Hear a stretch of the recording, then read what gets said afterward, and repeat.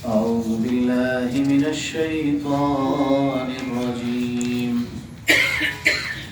بسم الله الرحمن الرحيم.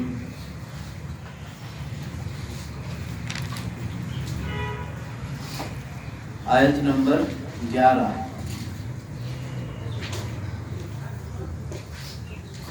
وَإِذَا قِيلَ لَهُمْ لَا تُفْسِدُوا فِي الْأَرْضِ قَالُوا إِنَّمَا نَحْنُ مُصْلِحُونَ أَلَا إِنَّهُمْ هُمُ الْمُفْسِدُونَ وَلَكِنْ لَا يَشْعُرُونَ وَإِذَا قِيلَ لَهُمْ آمِنُوا كَمَا آمَنَ النَّاسُ قَالُوا أَنُؤْمِنُ كَمَا آمَنَ السُّفَهَاءُ أَلَا إِنَّهُمْ هُمُ السُّفَهَاءُ وَلَكِنْ لَا يَعْلَمُونَ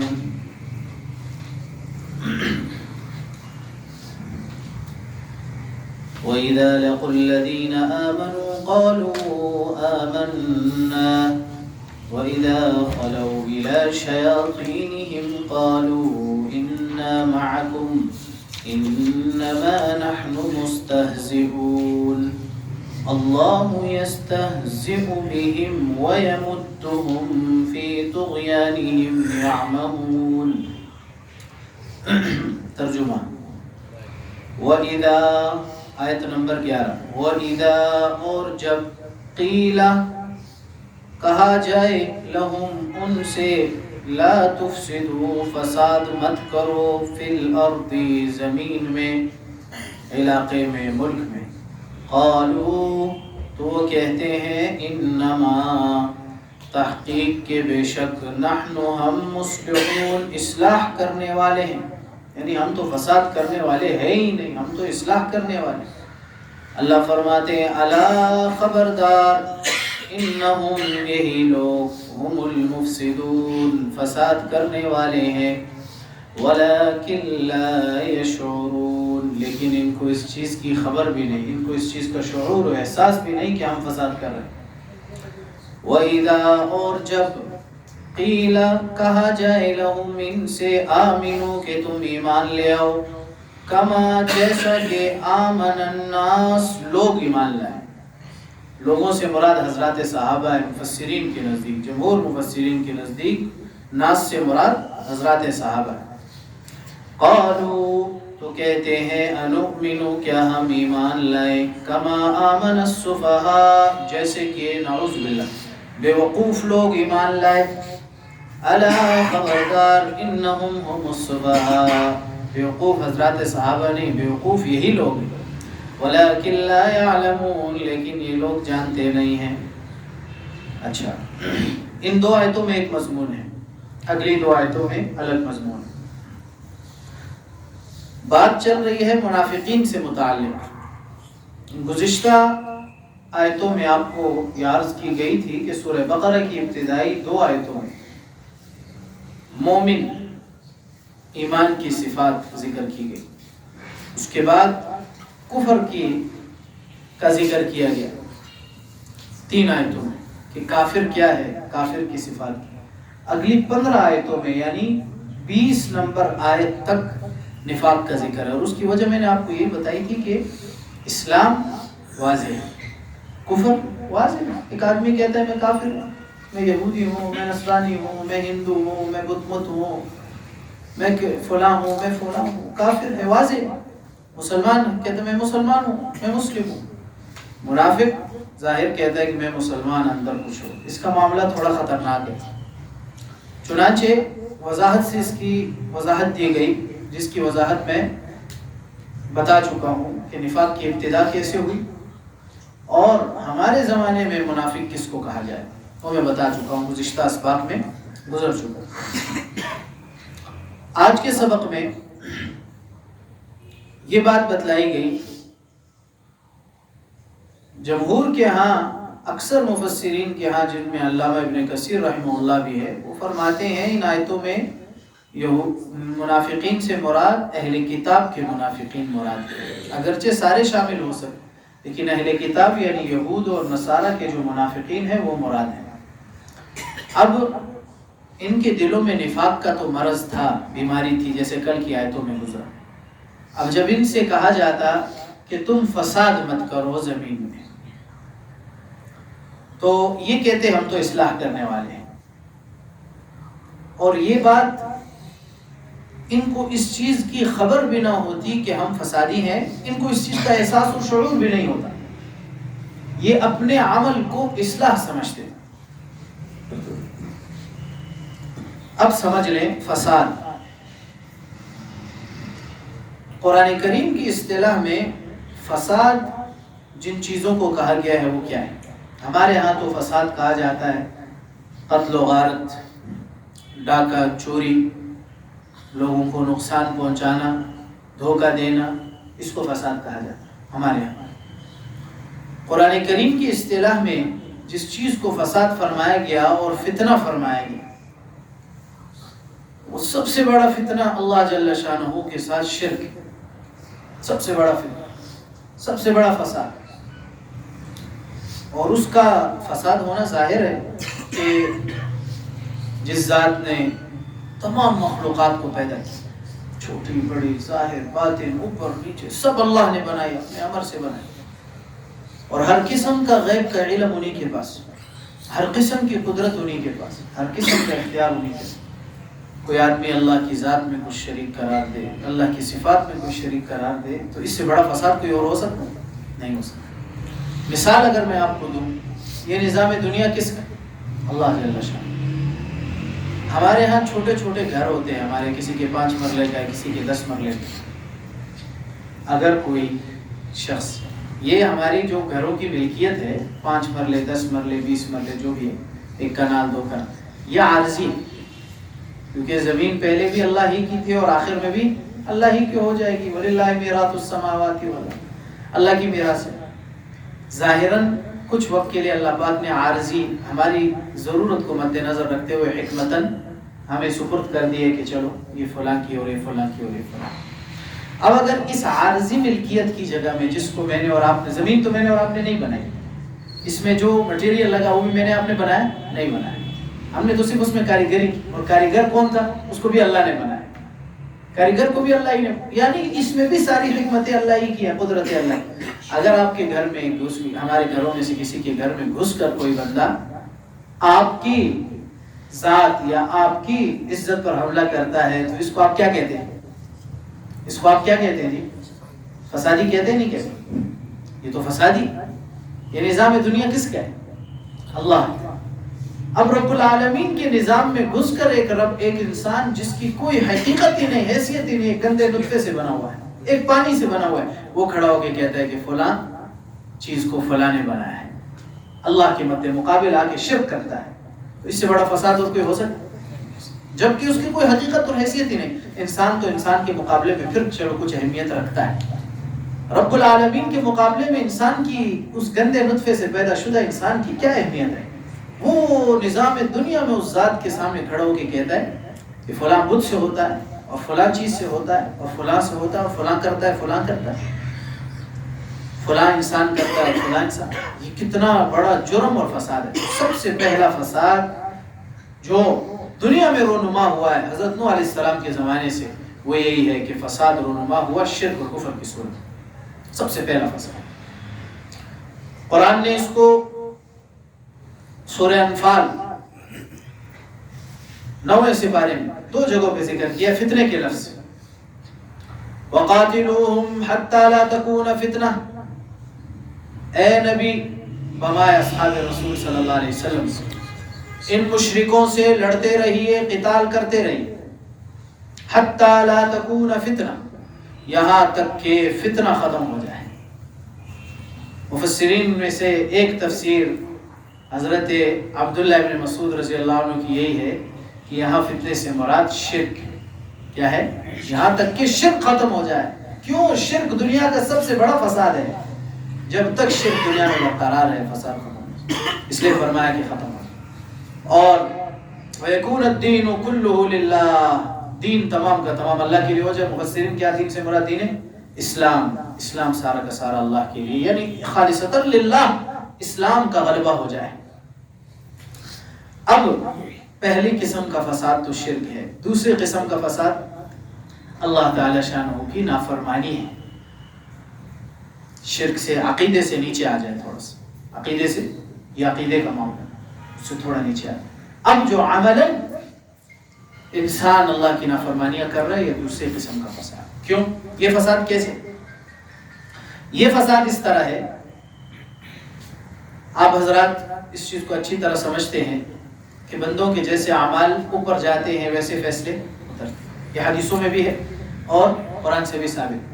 يدبر الأمر من السماء إلى الأرض ثم يعرج إليه، کہ اللہ پاک یہ سارے امور کو تدبیر دیتے ہیں. إليه يصعد الكلم الطيب، سورہ فاطر 22واں سپارہ. اللہ ہی کی طرف عمدہ کلمہ چڑھتا ہے. علماء نے فرمایا اس سے مراد لا الہ الا اللہ ہے، توحید کا کلمہ ہے. اب امور اللہ کی طرف سے نازل ہوتے کہ سردی ہوگی، گرمی ہوگی، امن ہوگا، بدامنی ہوگی، مہنگائی ہوگی، سستائی ہوگی، یہ سارے اللہ تعالی شانہ کے ہاتھ میں، کسی انسان کے بس میں یہ چیزیں نہیں. اب جب انسان کے اعمال برے ہوتے ہیں، چاہے وہ کافر ہوتا ہے چاہے مسلمان ہو، اعمال کی برائی تو موجود ہے. کافر میں اعمال کی برائی کے ساتھ شرک بھی ہے، کفر بھی ہے، اور ایمان والے میں ایمان کی نیکی تو ہے لیکن اعمال بد اس کے اندر موجود ہیں. اب جب اس کے اعمال بد اوپر جاتے ہیں اور اس کی وجہ سے کوئی عذاب آتا ہے، مثلا طوفان، سیلاب، زلزلہ، آندھیاں، طوفان، سردی کا عذاب، گرمی کا عذاب، بدامنی کا عذاب. اب اس میں انسان کے علاوہ دنیا میں اور بھی کوئی مخلوق ہے کہ نہیں؟ وہ سب بھی متاثر ہوتے ہیں. اب ان کا کیا قصور ہوتا ہے؟ ان کا کوئی قصور ہوتا ہے؟ نہیں ہوتا. ان کی ہلاکت کا ذریعہ کون بنتا ہے؟ یہ انسان بنتا ہے. یہ ہے فساد اعمال صالحہ کا، اس اعمال کی وجہ سے فساد ہوتا ہے. اچھا، پھر یہ تو ایک باطنی چیز ہے. برے اعمال کا ظاہری فساد کیا ہے؟ جیسے آگے میں بھی بتاؤں گا. اچھا، برے اعمال کا ظاہری فساد یہ ہے کہ جب برے اعمال آتے ہیں، ایمان کمزور ہوتا ہے تو اخلاق بگڑ جاتے ہیں، دل میں سختی آ جاتی ہے.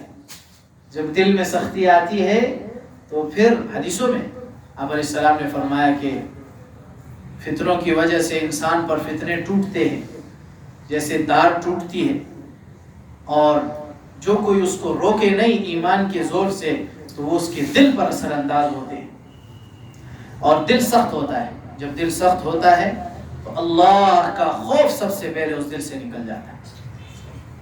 جب اللہ کا خوف نکل گیا تو اب آخرت کا استحضار بھی ختم ہو جاتا ہے. آخرت اس کے لیے ایک محال چیز بن جاتی ہے. اللہ کا خوف نکلا، آخرت کا استحضار ختم ہوا، اب برائیاں اس دل میں داخل ہوں گی.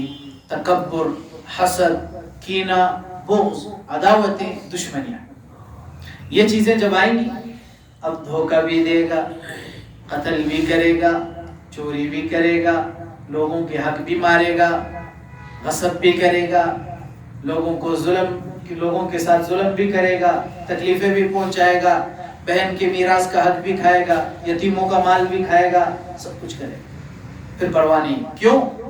دل سخت ہو گیا ہے، وقت نہیں ہے. یہودیوں کی یہی حالت ہے. 6 سپارے میں سورہ مائدہ میں اللہ تعالی شانہ نے بیان فرمایا کہ وہ تورات کے احکامات کو جو بدلتے تھے تو کیوں بدلتے تھے؟ تاکہ دل ان کے سخت ہو چکے تھے، اور اس دل کی سختی کی وجہ سے یہ حالت ان کی بن چکی ہے. یہ ہے ظاہری فساد. ظاہری فساد بھی آئے گا. آج جو سارا معاشرہ فساد میں ہے، ایک آدمی 1000 لاکھ روپے لے کر چلتا ہے، ڈرتا ہے کہ کہیں مجھ سے کوئی لینا لے. کیوں ڈرتا ہے؟ سارے اس کی طرح کے انسان رہتے ہیں. جانور تو ادھر کوئی نہیں، شیر بھی نہیں ہے، چیتا بھی نہیں ہے، کوئی فرشتہ بھی ایسا ظاہر کوئی اللہ نے نہیں کھڑا کیا ہوا جو آپ سے کچھ چھین لے گا. جنات کو بھی اتنی طاقت نہیں دی گئی کہ وہ تم سے چھین لیں گے. پھر ڈرتا کیوں ہے؟ اسی انسان سے ڈرتا ہے. یہ ہے دوسرے نمبر کا فساد، جو باطنی فساد بھی ہے، ظاہری فساد بھی ہے. اب آخری درجے کا فساد یہ ہے جو اس کے جو نتیجہ ہے جو ہم دیکھتے ہیں، قتل و غارت، اسی طرح سے ایک دوسرے سے لڑنا جھگڑنا، حقوق کا پامال کرنا، یہ ظاہری فساد ہے. ہم اس کو سب سے بڑا فساد سمجھ لیتے ہیں، اس بنیاد پہ نہیں جاتے کہ وہ کیا۔ اب سمجھ لیں آیت کی تفسیر کہ منافقین کو یہ بات کیوں کہی گئی کہ تم فسادی ہو۔ اس لیے وہ تو سمجھ رہے تھے ہم اصلاح کر رہے، وہ تو اپنے آپ کو مصلح سمجھ رہے ہیں۔ اب قرآن فرماتے ہیں کہ دیکھو تمہارے اندر نفاق کا مرض ہے، کینہ ہے، حسد ہے، آپ علیہ السلام سے دشمنی، دین اسلام سے دشمنی، حضرات صحابہ سے دشمنی، ان کے دشمنوں کے ساتھ تم مل کر ان کے خلاف سازشیں کر رہے ہو۔ تمہاری جتنی صفات ہیں، ادھر کچھ سامنے کچھ اندر کچھ، یہ صفات تمہارے اخلاق کی گراوٹ کی دلیل ہے۔ اخلاق تمہارے درست نہیں ہے، لہٰذا اخلاق جب انسان کے گر جاتے ہیں تو انسان جانور سے بھی نیچے چلا جاتا ہے۔ اب فرمایا کہ تم مفسد ہو لیکن تمہیں اپنے فساد کا احساس بھی نہیں ہے، تم فسادی ہو، اور جن کو تم فسادی کہہ رہے ہو وہ در حقیقت مصلح ہیں، وہ در حقیقت مصلح۔ بات عرض کرتا ہوں، اسی پر ایک بہترین واقعہ ہے، اس سے بات سمجھ آ جائے گی کہ یہ لوگ اپنے آپ کو مصلح کیسے سمجھتے تھے۔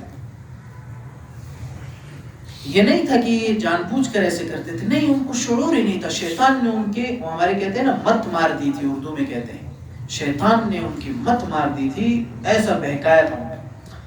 جب مشرکین مکہ، ابو سفیان کا لشکر جو تجارتی قافلہ تھا ساحل سمندر سے گزر کے نکلنے لگا، اور آپ علیہ السلام ادھر اس نے اطلاع بھیج دی مکہ مکرمہ کہ آپ علیہ السلام کے صحابہ ہم پر حملہ کرنے لگے ہیں، مدد بھیجو، کمک بھیجو۔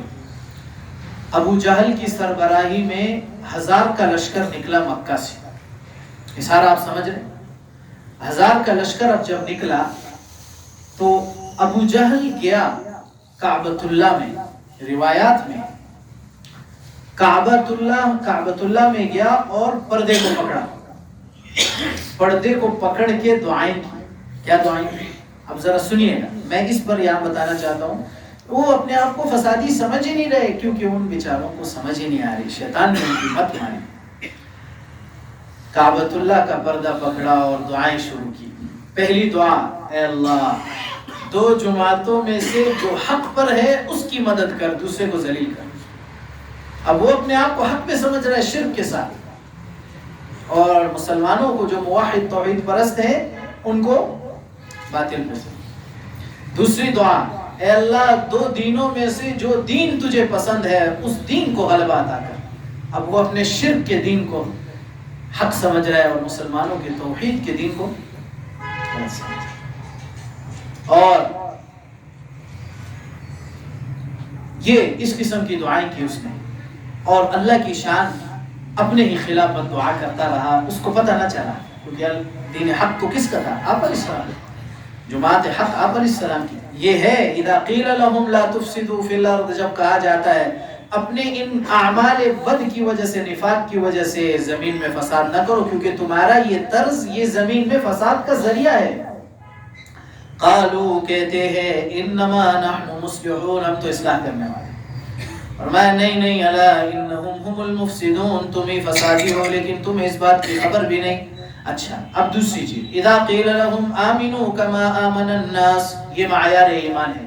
یہ کیا ہے بھائی؟ یہ بات ذرا اچھی طرح سے سمجھ لیجئے گا، ہمارے معاشرے سے یہ منسلک چیز ہے۔ جمہور مفسرین کے نزدیک ناس سے مراد حضرات صحابہ ہے۔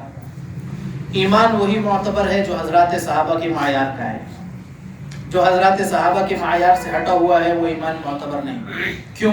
حضرات صحابہ پر السلام کے بلا واسطہ شاگرد، قرآن اترتا دیکھا، وحی اترتی دیکھی، صحبت پائی، آپ علیہ السلام کے پاس رہے، ہر جنگ و جہاد میں شریک رہے، دین کی محنت آپ علیہ السلام سے براہ راست سیکھی، قرآن براہ راست، حدیث براہ راست سیکھی، سنت براہ راست سیکھی۔ اللہ پاک نے تربیت آپ علیہ السلام کے ذریعے سے ان کی تربیت فرمائی۔ اب جب کہا جاتا ہے کہ منافقین سے ایمان ایسا لاؤ جیسے صحابہ لائیں، تو یہ ان کو بیوقوف کہتے ہیں، یہ تو بیوقوف ہیں۔ کیوں؟ اسی طرح سے بیچاروں کو شعور نہیں۔ یہاں ہمارے معاشرے سے متعلق بات یہ ہے، اس کو اچھی طرح سمجھ لیں، جو شخص بھی قرآن و سنت کے معنی وہ بیان کرے گا جو حضرات صحابہ کی تفاسیر سے ہٹ کر ہے۔ جو شخص بھی قرآن و سنت کے وہ معنی بیان کرے گا جو حضرات صحابہ کی تفاسیر سے ہٹ کر ہے، یہ شخص اسلام کے اندر تحریف کر رہا ہے۔ یہ کیا کر رہا ہے؟ اسلام کے معانی کو بدل رہا ہے۔ ایسا شخص کا کوئی عمل اور قول معتبر نہیں ہے۔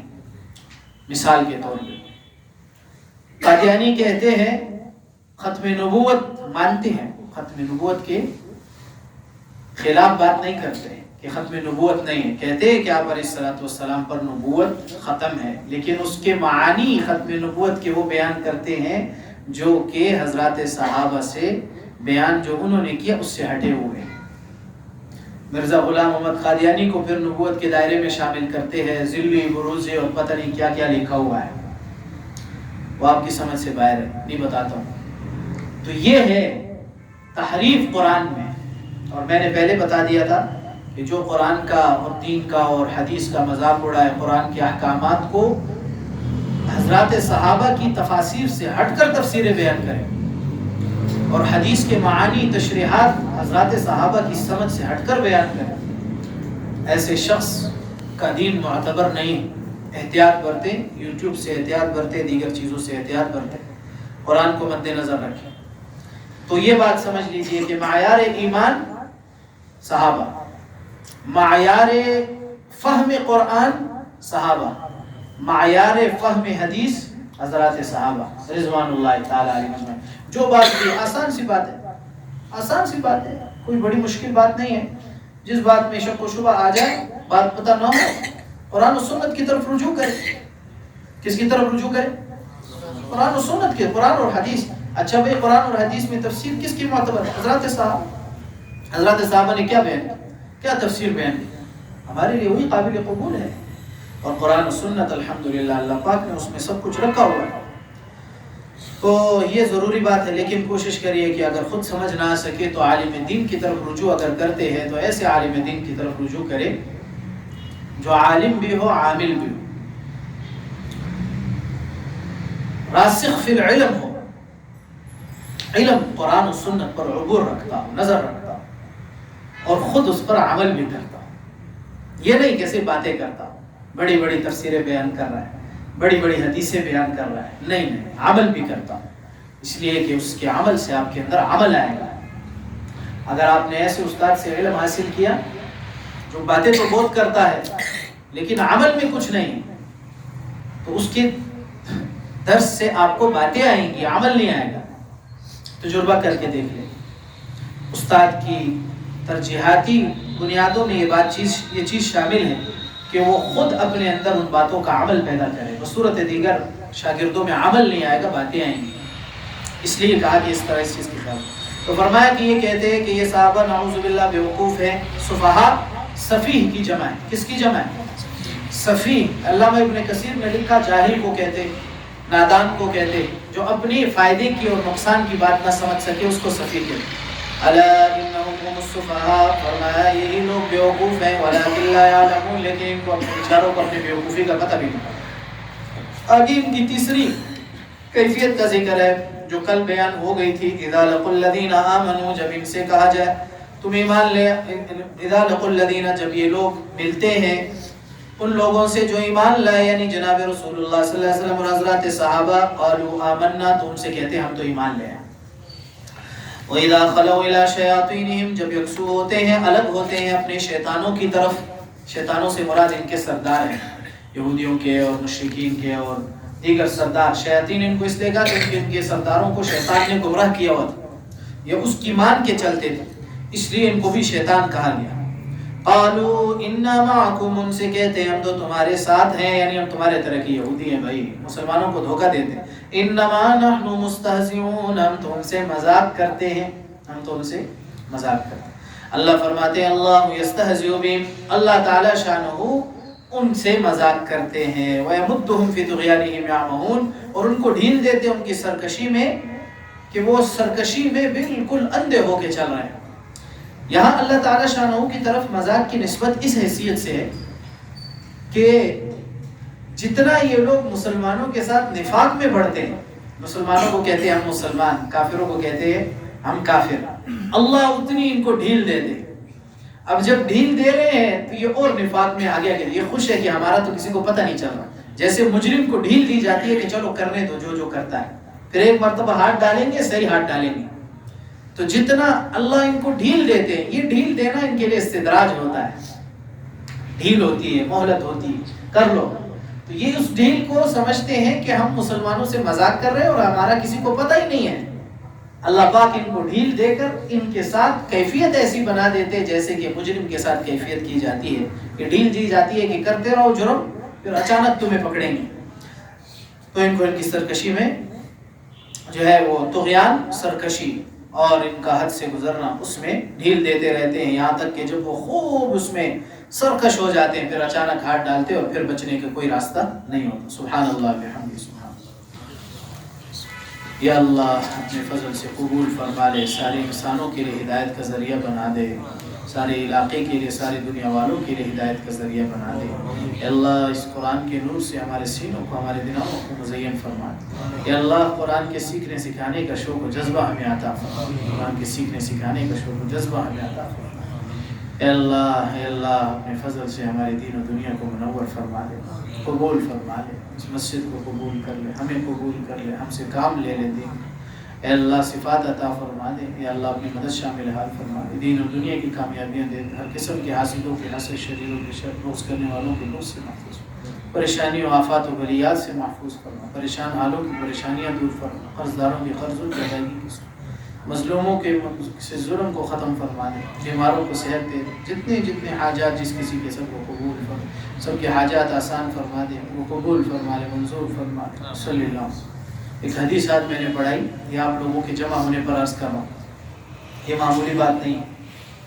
آپ علیہ الصلوۃ والسلام کی حدیث ہے کہ من اجتمع قوم فی بیوت من بیوت اللہ، کوئی قوم اللہ کے گھروں میں سے کسی گھر میں جمع نہیں ہوتی، مسجد مراد ہے، جیسے آپ جمع ہوئے ہیں، آپ کہیں سے ہیں، میں کہیں سے ہوں، فلاں ہر ایک مختلف علاقوں سے مختلف گھر۔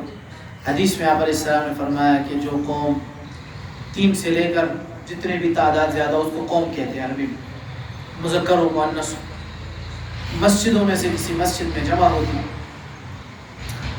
اور کام ان کا کیا ہوتا ہے؟ یقرؤون الکتاب، اللہ کی کتاب قرآن پڑھتے ہیں، قرآن کے لیے جمع ہوتے ہیں کہ آپ قرآن سیکھ لیں، اس کے الفاظ سیکھ لیں، اس کی تفسیر سیکھ لیں، پڑھنا سیکھ لیں، لہجہ سیکھ لیں، تجوید سیکھ لیں۔ یتدارسون، اور پھر آپس میں سیکھنا سکھانا کرتے ہیں، جیسے آپ لوگ آتے ہیں، پڑھتے بھی ہیں، سیکھنا۔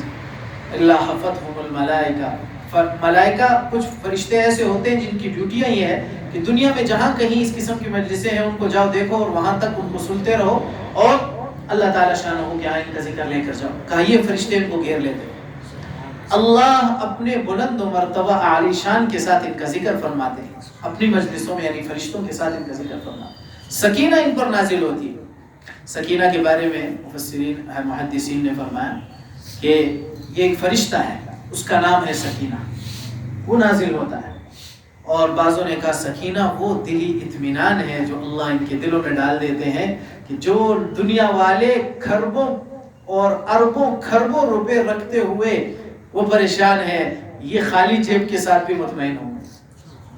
اللہ قناعت دیتے، سکون دیتے، اطمینان دیتے، اور غشیتہم الرحمہ، اللہ کی رحمت ان کو ڈھانپ لیتی ہے، اور اللہ اپنے دربار میں ان کا ذکر فرماتے ہیں، جیسے حدیث بہت مشہور ہے۔ تو یہ آپ کا جمع ہونا معمولی بات نہیں ہے، یہ بہت بڑی بات ہے، اس کا پتہ چلے گا قیامت کے دن۔ آج پتہ نہیں لگا، آج تو پیسے کی دوڑ دھوپ ہے جی، فلاں کما لو، یہ کما لو۔ اللہ پاک ہمیں اس پر استقامت دے دے، استقامت کی دعا کرتے رہیں۔